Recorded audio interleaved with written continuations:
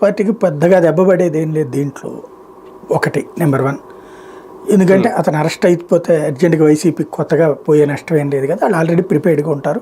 ఇంకోటి, వైసీపీకి ఇంకొక బలమైన నాయకుడిని ఇచ్చినట్టు. ఎప్పుడైనా సరే మనకు ఒకటే గుర్తు, మనం ఒకళ్ళని వేధిస్తూ ఉన్నాం అంటే ఈ వేధింపు ద్వారా వాళ్ళని మన వైపుకి తెచ్చుకున్నాం అనుకోండి, వైసీపీకి మైనస్. లైక్ ఇప్పుడు 23 మంది ఎమ్మెల్యేలని అప్పుడు వేధిస్తే వాళ్ళు ఇటుకు వచ్చారు, తద్వారా ఆ నియోజకవర్గాలు మళ్ళీ ఎత్తుక్కోవడానికి చాలా టైం పట్టింది వైఎస్ఆర్ కాంగ్రెస్ పార్టీ. అది దెబ్బతీయడం అంటే. అలా కాకుండా ఓ రకంగా చెప్పాలంటే వల్లభనేని వంశీ అంటీ ముట్టనట్టు ఉంటున్నాడు పార్టీకి. గెలిచిన తెలుగుదేశం గెలిచాక వైసీపీ తరఫున అతను పెట్టిన ప్రెస్ మీట్ ఏదన్నా చూసామా? మాట్లాడింది ఏదన్నా చూసామా? జగన్ గెలిచింది ఏదన్నా చూసామా? ఈ 9 నెలల్లో వంశీ ఓ రకంగా వైసీపీకి దూరంగా ఉన్నాడు, తటస్థంగా ఉన్నాడు.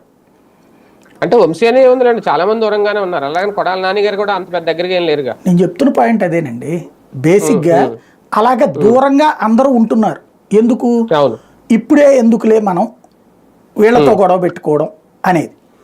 అంటే ఒక బలమైనటువంటి నాయకులు పార్టీకి దూరంగా ఉంటున్నారు వైసీపీకి. ఎందుకు? వాళ్ళ జోలికి వెళ్ళట్లేదు కాబట్టి ప్రభుత్వం, వాళ్ళు ఈ పార్టీకి కూడా దగ్గరగా ఉండరు. అలాగని వాళ్ళు ఏమైనా తెలుగుదేశం వైపుకి వెళ్తారా?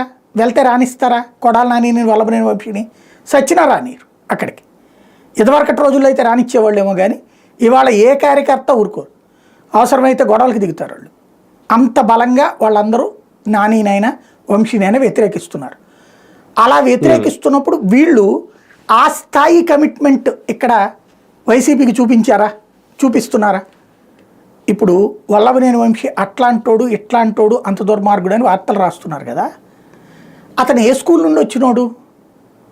టీడీపీ స్కూలే. మరి అప్పుడు మంచోడా, ఇప్పుడు చెడ్డోడు అయ్యాడా? లేకపోతే అప్పటి కేసులు కూడా ఇప్పుడు పెడుతున్నారా? ఇది ఒక ఆస్పెక్ట్.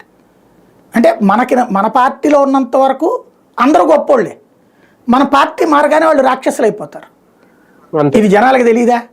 నెంబర్ 1. ఇప్పుడు వల్లభనేని వంశీ దూరంగా ఉన్నోడిని ఇప్పుడు అరెస్టు, మొత్తం పార్టీ నాయకత్వం అంతా వైసీపీ నాయకులందరూ అతని వెనకాల నిలబడ్డారు, మాట్లాడారు. ఇప్పుడు తనకి గత్యంతరం